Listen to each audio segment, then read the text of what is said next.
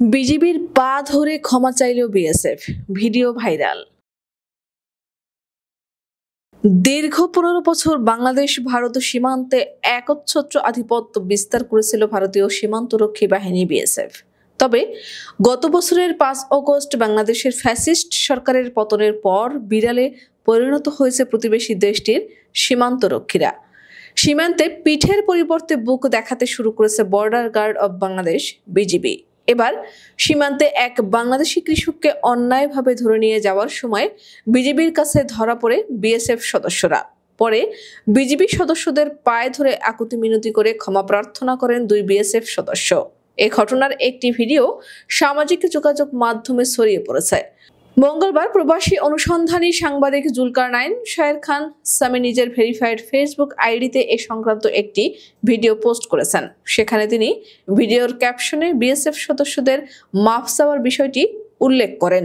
পোস্টে তিনি লেখেন, অতি সম্প্রতি দুজন ভারতীয় বর্ডার সিকিউরিটি ফোর্স বিএসএফ সদস্য নিজ অস্ত্রসহ আন্তর্জাতিক সীমান্ত পেরিয়ে বাংলাদেশের অভ্যন্তরে প্রবেশ করে বাংলাদেশি কৃষকদের ধরে নিয়ে যাওয়ার চেষ্টা করে। এই ঘটনা জানতে পেরেই ঘটনাস্থলের নিকটবর্তী বর্ডার গার্ড বাংলাদেশ বিজিবি এর ক্যাম্প থেকে বিজিবি সদস্যরা দ্রুততার সঙ্গে ছুটে আসেন। তিনি আরো লেখেন, সাধারণ জনতা ও বিজিবি সদস্যরা তাদের অস্ত্র সহ ধরে ফেলে দুই বিএসএফ জওয়ানকে। পরবর্তীতে ক্ষমা প্রার্থনা করায় যথাযথ প্রক্রিয়া অনুসরণ করে তাদের বিএসএফ কর্তৃপক্ষের কাছে হস্তান্তর করা হয়। কমেন্ট সেকশনে জুলকারনাইন শায়ের খান উল্লেখ করেছেন, এই ঘটনা এবং ফুটেজ বিজিবি কর্তৃপক্ষ কর্তৃক ভেরিফাই করা হয়েছে। ভিডিওতে দেখা যায় নিজেদের রক্ষা করতে দুই বিএসএফ সদস্য বাংলাদেশ সীমান্তের অতন্ত্র প্রহরী বর্ডার গার্ড বাংলাদেশের বিজিবির দুই সদস্যের সঙ্গে ধস্তাধস্তি করছেন। এক পর্যায়ে বিএসএফ এর ওই দুই সদস্য মাটিতে পড়ে যান। তারপর বিজিবির সদস্যদের পা ধরে কাকুতি মিনতি করেন। এই ঘটনার ভিডিওটি ইতিমধ্যে সামাজিক যোগাযোগ মাধ্যমে ছড়িয়ে পড়েছে।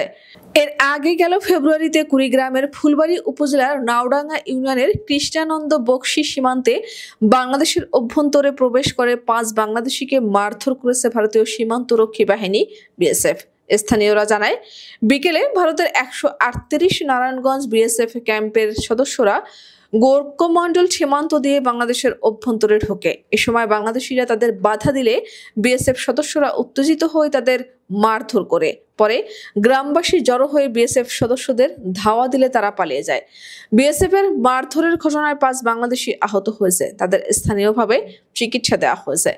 স্থানীয় বাসিন্দারা জানান, দুপুরে ভারতের জওয়ানরা বাংলাদেশের ভিতরে এলে আমরা বাধা দেই, এতে তারা ক্ষিপ্ত হয়ে আমাদের উপর হামলা করে। আরেক বাসিন্দা বলেন, বিএসএফরা স্থানীয়দের মারধর করলে আমরা গ্রামবাসী একজোট হয়ে ধাওয়া দিলে তারা পালিয়ে যায়। এ বিষয়ে লালমনিরহাট ১৫ বিজিবি ব্যাটালিয়নের অধিনায়ক লেফটেন্যান্ট কর্নেল শাহ মোহাম্মদ শাকিল আলম বলেন, স্থানীয়দের অভিযোগ গোরকমন্ডল সীমান্তের কৃষ্ণনন্দ গ্রামে বাংলাদেশের অভ্যন্তরে প্রবেশ করে বাংলাদেশিদের মারধর করেছে বিএসএফ। বিষয়টি আমরা তদন্ত করছি। এরও আগে লালমনিরহাটের পাটগ্রাম উপজেলার বুড়িমারি স্থলবন্দর সীমান্ত পার হয়ে এক বাংলাদেশির বাড়িতে হামলা চালিয়েছে ভারতীয় সীমান্তরক্ষী বাহিনী বিএসএফ এর দুই সদস্য।